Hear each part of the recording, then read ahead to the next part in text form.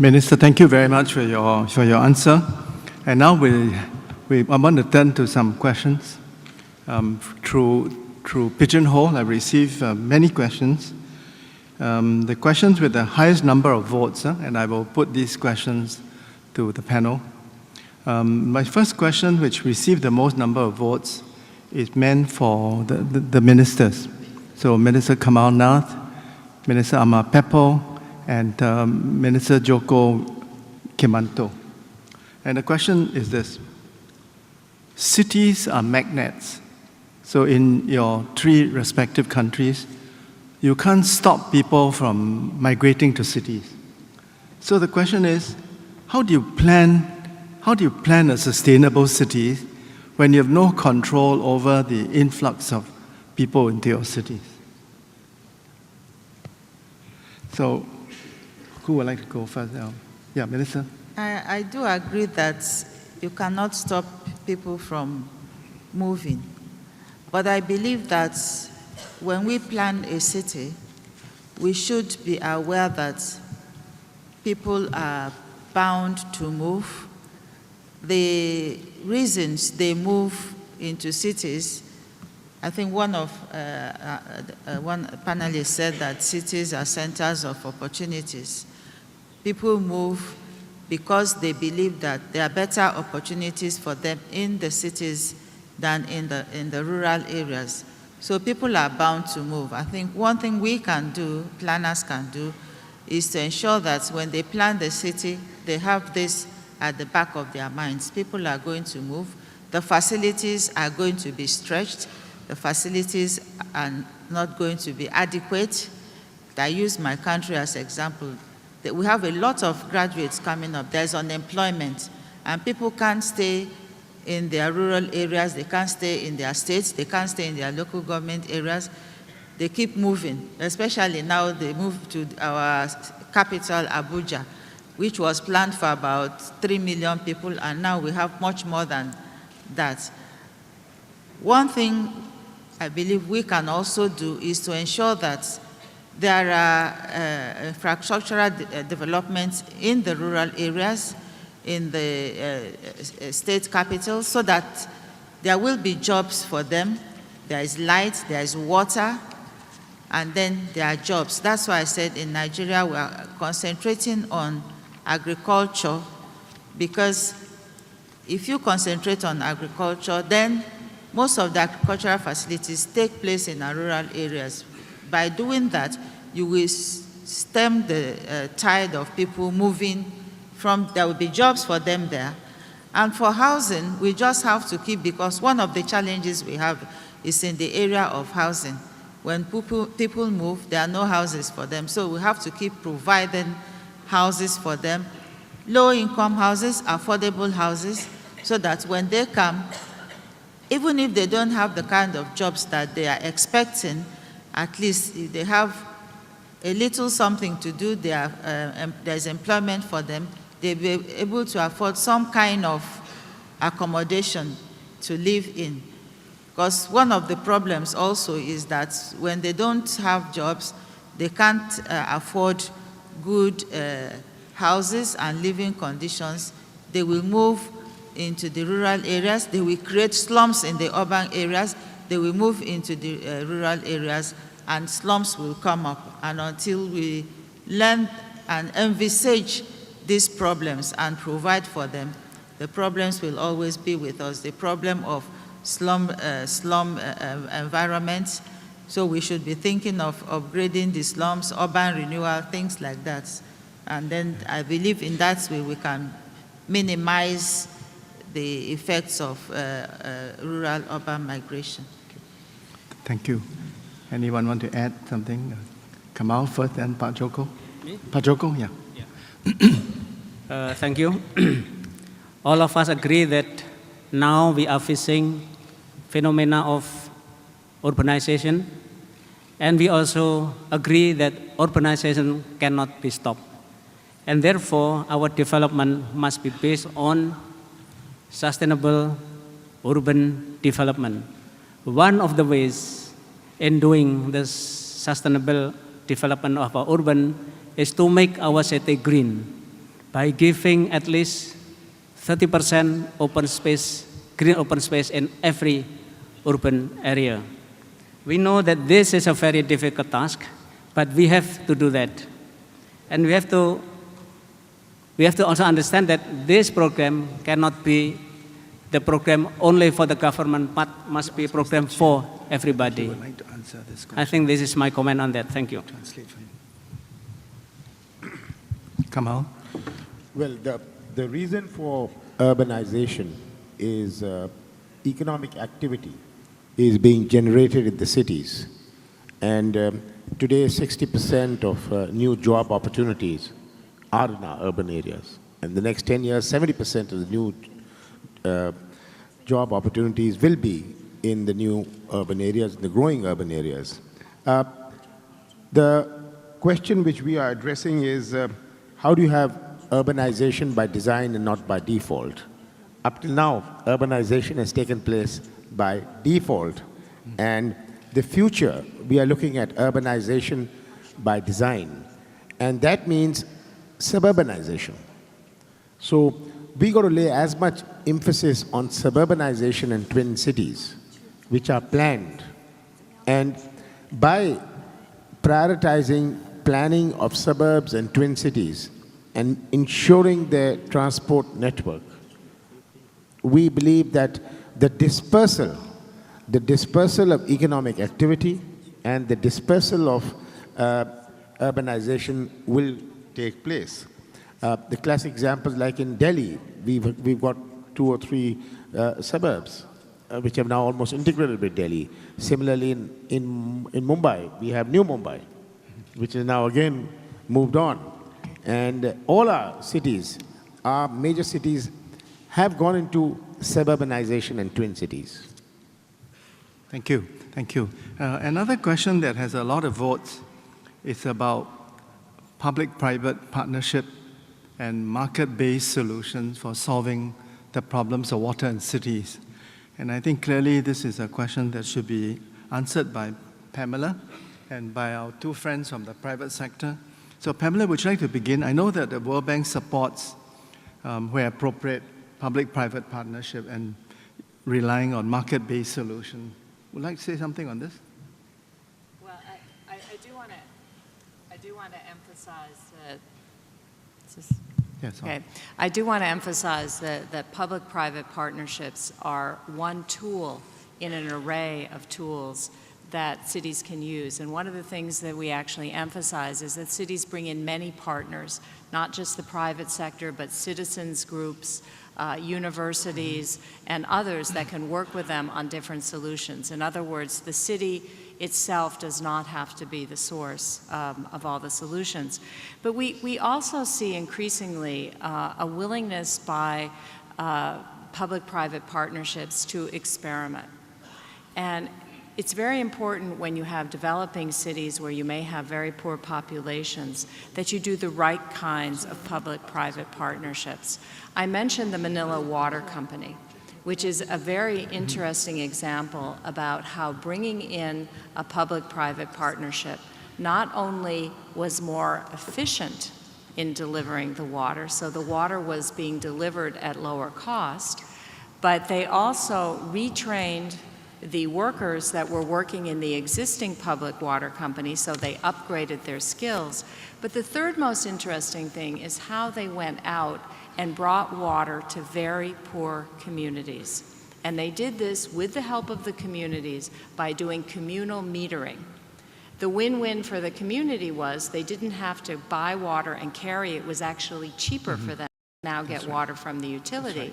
And the benefit for Manila Water Company was they enlisted the citizens to support in this communal metering in the middle of their communities and got a lot of support from the community to help them manage the process. So this is a wonderful example of not only providing clean water more efficiently at lower cost, but getting it to very poor people who did not have it before. Thank you. Mr. Proglio or Dr. Busch, you want to add something to this? Yes, please. Yeah. So We see that as well. We see that there's a strong demand for PPP models. The reason is quite clear. It's raising money, opportunity to raise money to get the cost off the balance sheet.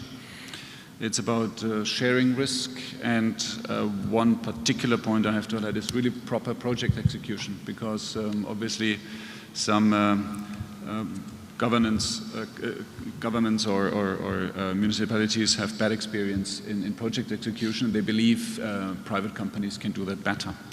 So, I mean, regarding Siemens, we are ready to participate under certain conditions, of course. Number one is that, of course, even if we are gauging our own capital in projects, we want to see a fair return of invest. We want to see the right share of our own products, solutions. This is not only to really, let's say, contribute more, but also to reduce risk, because we know our solutions, we know it works, if we are bringing our products. And last but not least, we are participating also in risk regarding the technology which we are implementing in terms of servicing it, maintaining it, but things like ridership risks is something which we normally don't take. So this is a rough frame, but under these conditions, we are looking also into this market. Thank you. Tommy, perhaps I could add. Yes, please. I could add a Singapore government perspective to PPPs, having had some experience with this myself. We don't embark on PPPs because we have cash flow needs. Fortunately, in the case of Singapore, our fiscal position is very healthy. But we do use the PPP for a couple of reasons. Firstly, we do want private sector financial discipline to be applied to the project. It helps ascertain whether the project is viable or not, or what are the prerequisites before we embark on a project. So it provides another set of rigorous testing on the necessity and the viability of the project. Secondly, we want the private companies to bring latest technology available to the table. If we leave it entirely within public hands, the temptation is to just make incremental improvements or maintenance. But you're not going to get a radical proposal which could theoretically even strand your previous investments. So you need that possibility that someone will come up with an idea that will completely change your business model, change your cost structure. But having said that, a PPP is not a substitute for long-term planning. Public authorities still need to know, for instance, how much water do I need? What are my energy requirements? What are my transport requirements? Planning is still essential. A related corollary is that the government agencies that are making decisions on PPPs, needless to say, need to be honest, because otherwise the whole process is perverted. Secondly, they need to be competent enough to be able to assess intelligently the proposals which land on the table. So all I'm saying is that a PPP is a good idea if the circumstances are right, but it is not a substitute for planning. It is not a substitute for integrity, and it is not a substitute for the lack of familiarity with the latest technology. Thank you. As your moderator, I do not wish to impose censorship on the questions you've asked. And this next question, which is targeted at Kamal Nath, is a very rude one, but I have to ask it anyway. Kamal, please forgive me for asking you this question. Urban projects are multi-billion-dollar contracts. Given the record of corruption in India, how can we ensure that the dollars spent will be spent for the intended purpose? Yes, corruption is the issue, but sometimes I think it is overstated. But corruption in such projects has to be corrected in a systemic manner. That means the process, the transparency, and how do we make it participatory? All our municipalities, which I said in the beginning, the huge challenge is capacity building. And In our process of procurement, the most important thing is to be able to make it transparent. Transparent and participatory. There is substantial steps which have been taken in that. And I believe that this will correct to a large extent issues of corruption which we've had. Thank you, Kamal. I think we have time for one more question. And this question is for Mr. Qian and also the Water Minister, Dr. Balakrishnan. And the question is this: for the first time at Rio Plus 20, the UN has recognized that wastewater needs to be collected and treated in order to protect the society, the economy, and the environment. Could you comment on how we can achieve this? Mr. Qian first. On the wastewater collection aspect, it is very relevant on the utilization of water resources and environmental protection. In China, for sewage treatment is actually on top of the list for the government. From last year, especially in the #1 document of the central government, we have 3 regulations. Among them, there is one that emphasizing down for the control of the total wastewater discharge amount. Until 2020, for the important water function regions, the water quality benchmarking should reach about 80%. Until 2030, it should reach about 90%. So this is just a volume index.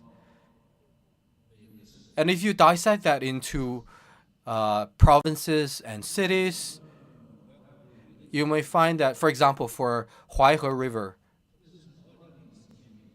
especially since 2004, you probably know that the pollution in Huaihe River is relatively severe. After 2004, the central government and the 4 provincial government has actually signed a pollution control index treaty. And over all these many years, we have seen great results that has been achieved. And these have also been listed in the KPI, the Key Performance Evaluation System. In terms of COD, discharge volume, it has dropped from 1.5 million tons in history until 480,000 tons in last year. For ammonia and nitrogen discharge volume, the highest volume was 127,000 tons in the history. Now it drops to 55,000 tons in last year. So I believe the next step is for us to, especially in the sewage treatment aspect, an important measure is to reduce the consumption of water resources. Only when you can do that, you can reduce the discharge of the wastewater. So the water collection index, in the 3 aspects, the first is to reach the target of reducing the water consumption. And in 2020, we will have to reach about 170 billion cubic meters, and 2030, it will reach about 70 billion cubic meters. And the second is to increase the investment. And this investment partially is the investment by the government, and the other part is by the private enterprises from the society, especially for town level and above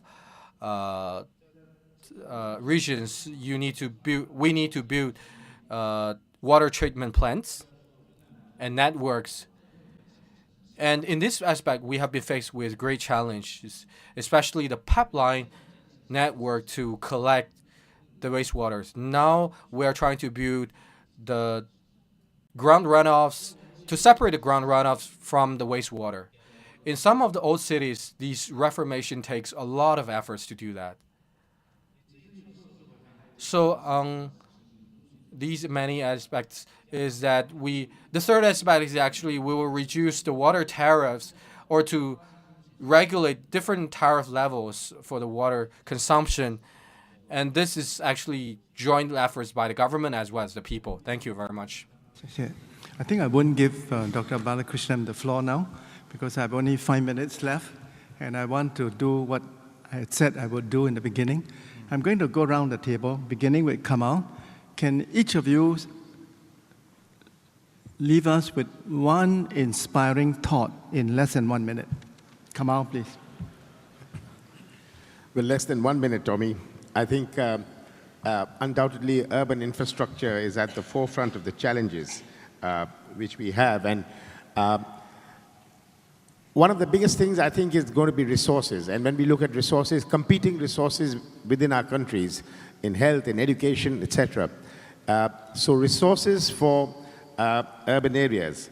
And one of the important points made was about PPP. PPP cannot replace anything. PPP can only complement it. And PPP has to be incremental.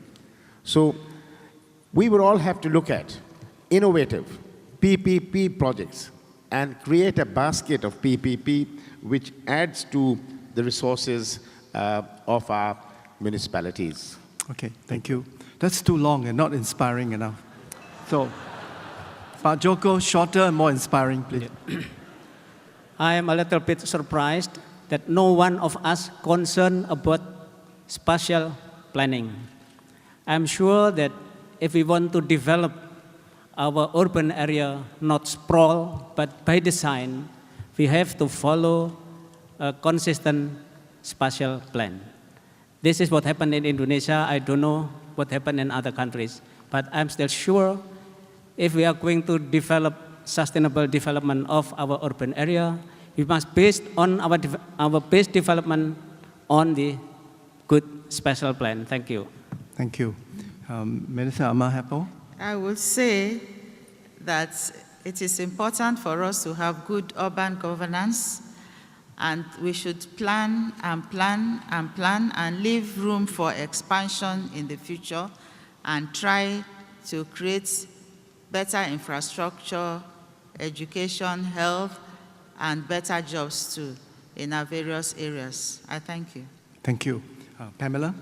2 words, creativity and partnerships. I'm endlessly fascinated by the creative solutions that cities not only in the region but across the world are coming up with to cope with problems.